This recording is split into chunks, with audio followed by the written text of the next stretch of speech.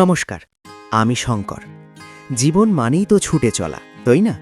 প্রতিদিনের এই যান্ত্রিকতা আর কাজের চাপের মাঝেও আমরা যখন আমাদের প্রিয় মানুষদের জন্য বা নিজের স্বপ্নের জন্য কিছুটা সময় বের করি, তখনই জীবনটা সার্থক মনে হয়। আজ আমি আপনাদের দেখাবো আমার একটি সাধারণ কিন্তু অত্যন্ত ব্যস্ত দিনের গল্প। সূর্য ওঠার আগেই যখন কাজের ডাক আসে, তখন আলস্য ছেড়ে বেরিয়ে পড়তেই হয়। মধ্যবিত্ত জীবনে বিশ্রামের চেয়ে দায়িত্বের পাল্লা অনেক সময় ভারী হয়ে দাঁড়ায়।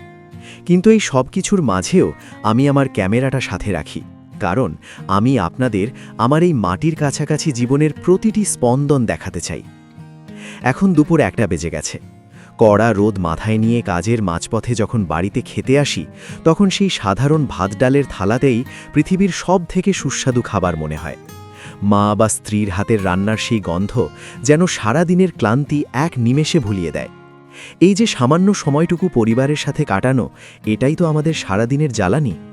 খাওয়ার পর শরীরটা একটু জিরিয়ে নিতে চায়, কিন্তু ঘড়ির কাঁটা আমাকে মনে করিয়ে দেয় যে আমার দায়িত্ব এখনও শেষ হয়নি। তাই আবার রওনা হতে হয় সেই পরিচিত কর্মস্থলের দিকে।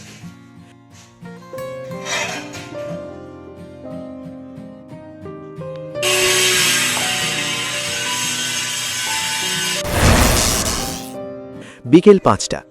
সূর্য যখন পশ্চিম আকাশে হেলে পড়ে এবং গাছের ছায়াগুলো লম্বা হতে থাকে, তখন সারাদিনের হাড় ভাঙা খাটুনি শেষে ছুটির ঘণ্টা বাজে। এই ফেরার পথটা আমার খুব প্রিয়। চারদিকে গোধূলির আলো, রাখাল ছেলেদের গরু নিয়ে বাড়ি ফেরা, এই দৃশ্যগুলো দেখলে মনে হয় পৃথিবীর সব শান্তি এখানেই লুকিয়ে আছে। বাড়িতে এসে হাত মুখ ধুয়ে ফ্রেশ হয়ে নেওয়াটা যেন এক নতুন জন্ম। শরীর ক্লান্ত থাকলেও মনটা তখনও সতেজ থাকে, কারণ এরপর আমাকে বেরোতে হবে বাজারের দিকে।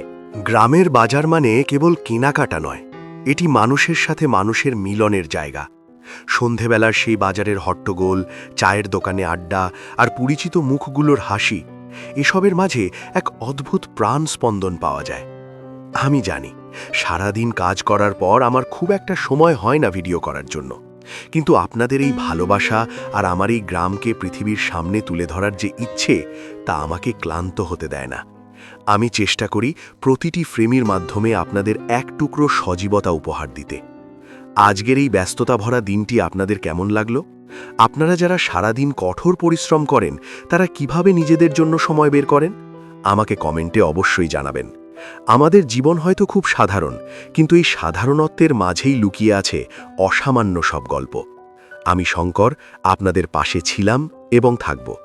স্টুডিও শঙ্করের এই নতুন পথচলায় আপনাদের সাথে পাওয়াটা আমার জন্য পরম সৌভাগ্যের।